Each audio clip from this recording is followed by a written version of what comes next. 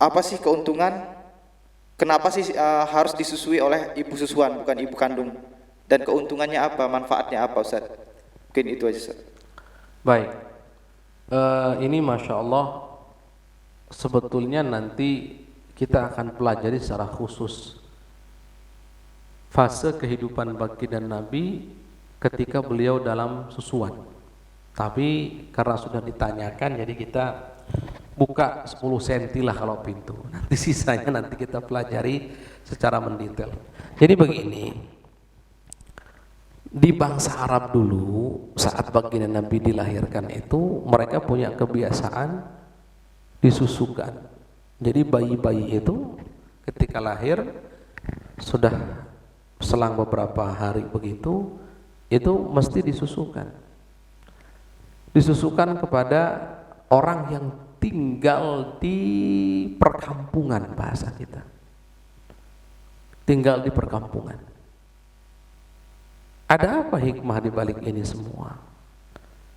Karena memang selain itu sudah menjadi adat kebiasaan, ada faktor di kota itu, faktor yang bisa membuat rusak anak-anak itu lebih besar daripada di kampung, persis begitu. Jadi adat susuan ini memang berlaku saat itu, termasuk juga bagi Nabi tidak lepas dari itu. Setelah lahir beberapa saat kemudian dibawa oleh seorang Halimah Sa'diyah. Di mana dibawanya ke Badiah Bani Sa'ad, di perkampungan, betul itu, Badiah Bani Sa'ad, di perkampungan.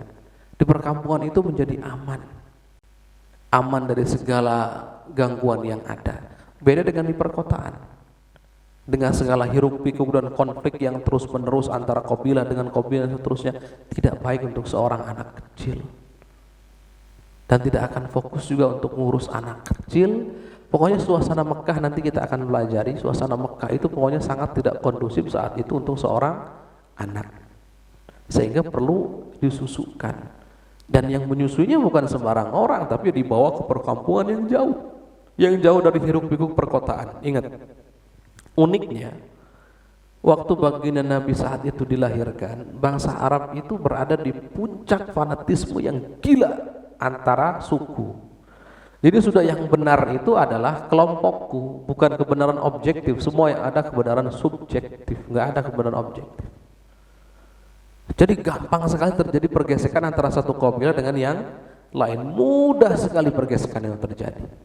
Kalau ada satu misalkan di antara kabilah-kabilah ini anggotanya yang dibunuh, maka satu kabilah akan bergerak semuanya kompak, terlepas dari dia benar atau tidak benar. Nah, nanti yang kabilah yang dari kabilah yang membunuh juga sama, tidak terima. Kenapa? Karena maknanya adalah kalau sampai yang membunuh tadi itu dibunuh ulang, itu adalah penghinaan untuk kabilah itu. Sehingga apa yang terjadi? Mulai dari masalah kecil kemudian terjadi peperangan dalam skala yang besar. Dulu begitu, tidak ada kebenaran objektif, yang ada adalah kebenaran subjektif. Jadi Mekah gampang sekali gonjang-ganjing dengan yang seperti itu. Belum lagi adat jahiliyah yang mengerikan di sekeliling situ. Sehingga intinya karena keadaan yang tidak kondusif itu memang mengharuskan adanya adat susuan.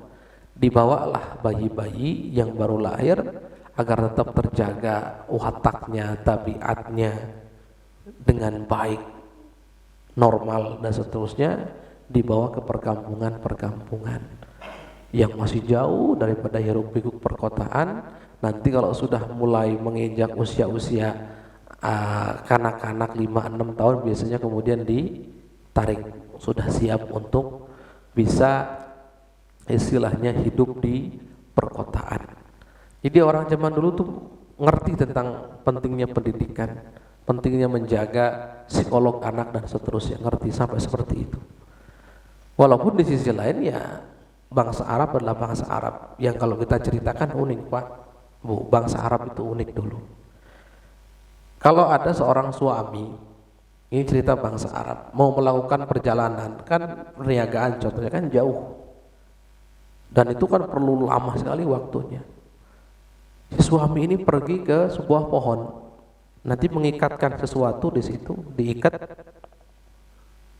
Ntar kalau dia pulang dari perjalanan jauh itu, kalau ikatannya masih terikat dengan kuat, berarti istrinya setia.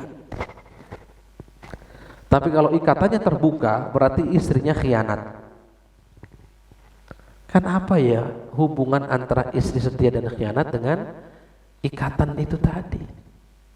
Jadi gitu, kalau mau berpergian, pergi ke sebuah pohon, mengikatkan sesuatu di situ, diikat begitu. Kalau pulang ternyata ikatannya ada yang buka atau terbuka, berarti istrinya khianat.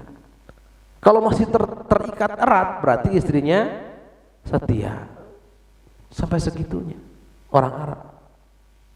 Kalau mereka mau berpergian, lanjut atau tidaknya, yang mereka cari itu bukan navigator seperti kita, navigasi Google Maps itu bukan. Kalau kita kan mau pergi kemana, nih ada Sherlocknya, ada Maps-nya kan begitu.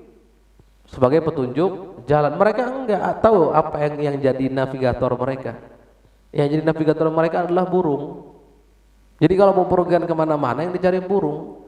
Burung itu kalau perginya ke kanan berarti lanjut berpergian. Kalau ke kiri balik lagi ke rumah. Gak jadi berpergian. Sampai segitunya bangsa Arab. Mengerikannya. Kejahilian mereka yang sangat-sangat luar biasa. Walaupun nanti batasan kejahilian bangsa Arab itu masih batasan normal. Tidak sampai melampaui istilahnya batasan-batasan manusia pada umumnya. Nanti kita akan bahas itu nanti dalam sejarah, nanti kita akan pelajari. Baik, wallahu a'lam.